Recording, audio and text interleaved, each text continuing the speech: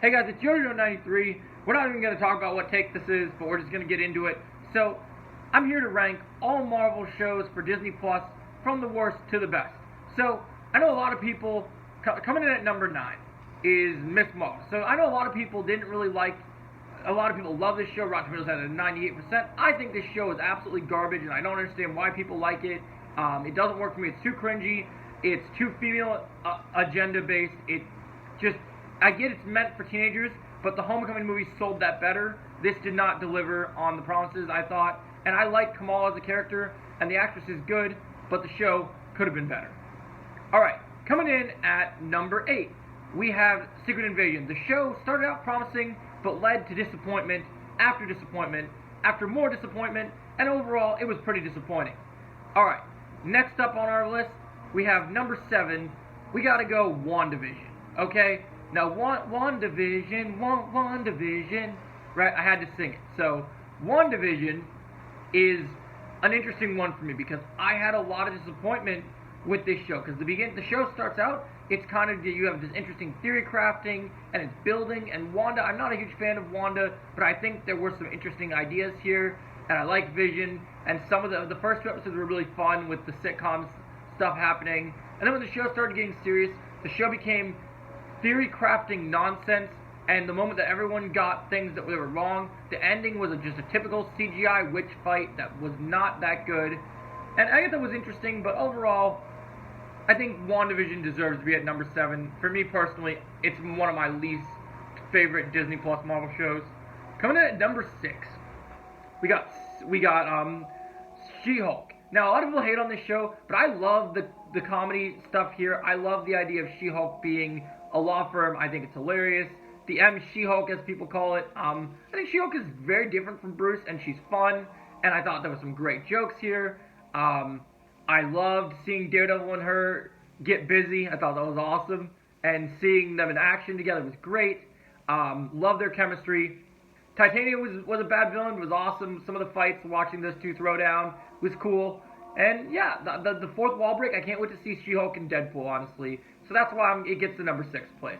Alright, coming in at number 5, we got Hawkeye. This show continued the legacy of Clint Barton. Now we have Kate Bishop, Haley Steinfeld. So this is a pretty good show. You take it back, it's a more darker Christmas, well, not darker, it's more Christmas themed, which is kind of fun.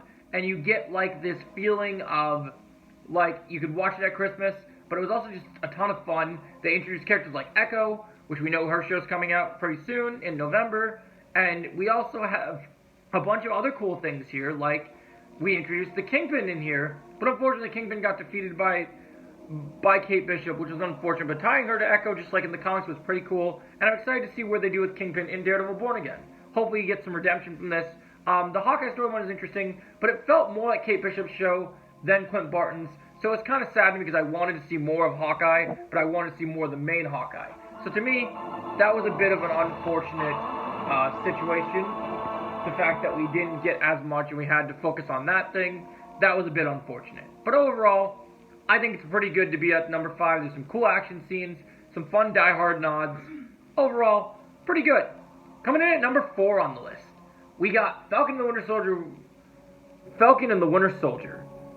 So this show is a precursor to Winter Soldier and, of course, Endgame. And we get to see Sam Wilson step into the shoes of Captain America. We get John Walker introduced here. Some really good stuff here. More with Val, more on the political side of the MCU. I really like this show. I think this show brought the darker sides. It has crappy villains, but we got Zemo in here. We have some great action. I love Sam's story. I think Sam Wilson's suit is one of the best suits in the MCU. Love seeing him as Captain America. Can't wait to see his journey continue in Captain America 4. And that's why it gets the number 4 spot on the list. Coming in at number 3 on the list. Okay, number 3. Okay, let's see. So we have What If, Loki. Oh yeah. Okay, here we go. Coming in at number 3 on the list, we have Marvel What If. This show is absolutely incredible because we got to see what if scenarios of things we never thought we would see in the MCU, like what if Doctor Strange became evil, what if Peggy Carter lived instead of Steve Rogers, I mean, it was great. There was a Marvel Zombies episode. It was fantastic, and each episode felt different. There was different stories. We got to see what if Star-Lord was T'Challa. That was cool.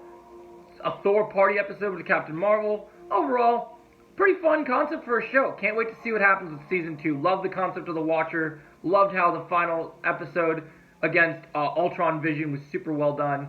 Super fun. Alright, coming in at number 2 on the list. You got Loki. We know Loki season 2 is right around the corner. There's been some issues with Jonathan Majors, so I hope season 2 turns out good. But I loved season 1. Loki going on all these different adventures. Sylvie was an interesting character. You got some really... It was cool seeing the different variants of Loki. So I really liked this. I thought this was fun. It was a great show. Great action scenes. Loki, Tom Hiddleston owns this show as being the main character. The chemistry between him and Owen Wilson are fantastic. And I loved it. Alright, coming in at number 1. You guys already knew what it's going to be. It's got to be Moon Knight. I love Oscar Isaac, and after Star Wars burned Oscar Isaac, Marvel brought Oscar Isaac back into the light of day. Moon Knight is fantastic. It's the most different Marvel show ever, and that's what I love about it. You feel they get real with you. It gets depressing, it's sad. The whole multiple personalities thing, kaiju battles in the street, hand-to-hand combat, super great stuff here. Love Moon Knight. So yeah, guys, this is my list for all the Marvel Disney Plus shows. Now just remember, it's just my list. Doesn't mean it's the right list, but it is my list, and I would love to know yours. Let me know in the comments below, and I'll catch you guys in the next video.